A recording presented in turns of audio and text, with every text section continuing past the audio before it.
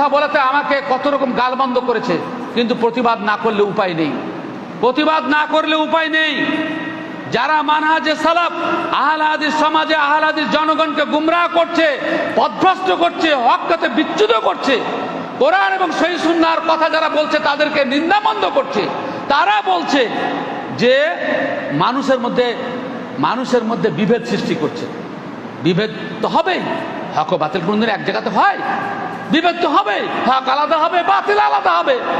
আমরা তো একসাথে মিশে থাকতে চাই না, হ্যাঁ, আমরা ভেজালের সাথে থাকতে চাই না, আমরা হকপন্থীকে আলাদা করতেই চাই।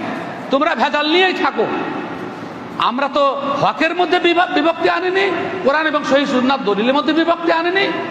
হ্যাঁ, যারা সবকে নিয়ে থাকতে চাক তাদের জন্য মুবারকবাদ। আমরা হক নিয়ে থাকতে চাই, হকপন্থীতে থাকতে চাই। আল্লাহ তাআলা কোরআন মাজিদে পরিষ্কার ভাষায় বলছেন, ইয়া আইয়ুহাল্লাযীনা আমানুত্তাকুল্লাহা ওয়া কুনু মা'আস সাদিকিন, হে ঈমানদারগণ আল্লাহকে ভয় করো, সত্যবাদী লোকেদের সাথে একসাথে থাকো, সত্যবাদী লোকেদের সাথে থাকো, সাদেকিনদের সাথে থাকো, আবু বকরের সাথে থাকো, ওমরের সাথে থাকো। যারা সমস্ত সাহাবীকে কাফের বলে, তাদের আন্দোলনকে যারা ইসলামী আন্দোলন বলে, তারা তাদেরই অনুসারী ইনশাআল্লাহুল আজিজ। আল মারউ মা মান হাব্বা, আল মারউ মা মান হাব্বা, যে যাকে ভালোবাসে কিয়ামতের দিন তাদের সাথে থাকবে।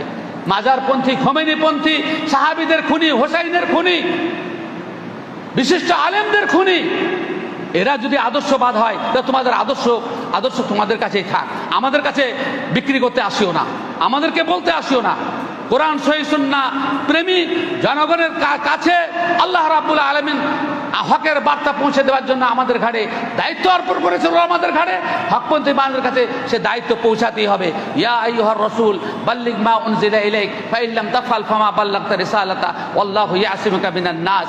আল্লাহ রাব্বুল আলামিন বলছেন, হে নবীর অনুসারীরা হকের বার্তা বলে দাও, যদি তোমরা হকের বার্তা না পৌঁছাও তাহলে কিন্তু তোমরা রিসালাতের দায়িত্ব পালন করলেন না। ইন্নাল্লাযীনা ইয়াকতুমুনা মা আনজালা মিনাল বায়্যিনাতি ওয়াল হুদা মিন বা'দি মা বায়্যানাহু লিন-নাসি ফিল কিতাব উলাইকা ইয়ালআনুহুমুল্লাহু ওয়া ইয়ালআনুহুম লাঈনুন।